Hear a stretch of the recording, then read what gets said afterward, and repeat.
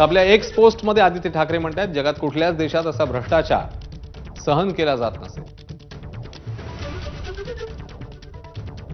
एकनाथ मिंदे, भाजप सरकार भ्रष्टाचाराने माखलंय, त्यांनी MTHLलाही सोडलेलं नाही. मागच्या वर्षी शुभारंभ झाला, आता MMRDला लाज नसल्यासारखं काम काढून व्हिडिओ दाखवत आहे.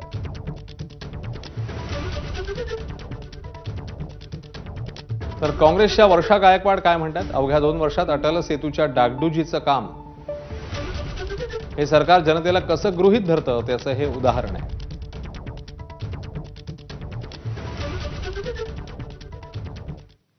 रायगड जिल्ह्यातल्या स्थानिक स्वराज्य संस्था निवडणुकीसाठी शिवसेनेने महायुतीसमोर प्रस्ताव दिलाय. मात्र अजूनही प्रस्तावाला प्रतिसाद दिलेला नाही असं भरत गोगावले म्हणतात. त्यामुळे रायगडमध्ये आता महायुतीबाबत वरिष्ठ निर्णय घेणार असल्याची त्यांनी बाब बोलून दाखवली आहे.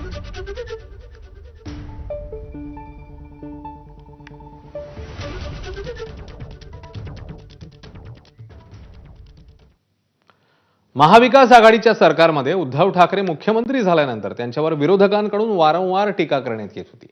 ऍक्सिडेंटल मुख्यमंत्री या विरोधकांच्या टीकेला उद्धव ठाकरेंनी प्रत्युत्तर दिलं. मुख्यमंत्री फडणवीस हेच ऍक्सिडेंटल मुख्यमंत्री आहेत असा हल्लाबोल उद्धव ठाकरेंनी केलाय.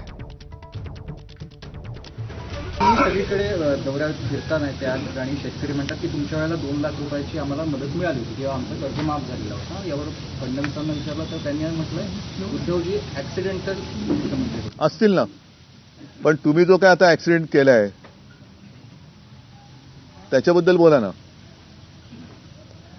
तसं पाहिलं तर देवेंद्र पण ऍक्सिडेंटलच आहेत ना, नाहीतर ते दाढीवाल्याला करणार होते आधी. राज्यातील स्थानिक स्वराज्य संस्थांच्या निवडणुका जाहीर झाल्या असून महापालिकांच्या निवडणुकांसाठी अद्याप वाट पाहावी लागणार आहे. मात्र सर्वच राजकीय पक्षांकडून तयारी सुरू करण्यात आली असून उद्धव ठाकरेंच्या शिवसेना पक्षानेही मनसेला सोबत घेऊन मुंबई जिंकायची रणनीती आखली.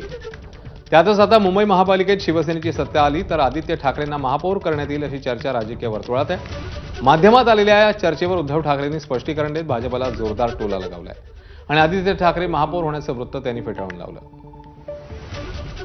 संघामध्ये चर्चा सुरू आहे की 10 वर्ष झाली मोदी देशाचे पंतप्रधान झाले, 5 वर्ष झाले गृहमंत्री अमित शहा आहेत, पण अजूनही त्यांच्या शहराचं नाव अहमदाबाद आहे, ते बदलू शकले नाहीत. म्हणून संघात चर्चा आहे की मोदी किंवा अमित शहानं परत अहमदाबादचं महापौर करून त्यांच्याकडनं प्रस्ताव घ्यायचा अहमदाबादचं नामांतर करण्याचा, असा प्रस्ताव संघात चालू आहे. पण ही संघाची अंदरकी बात आहे.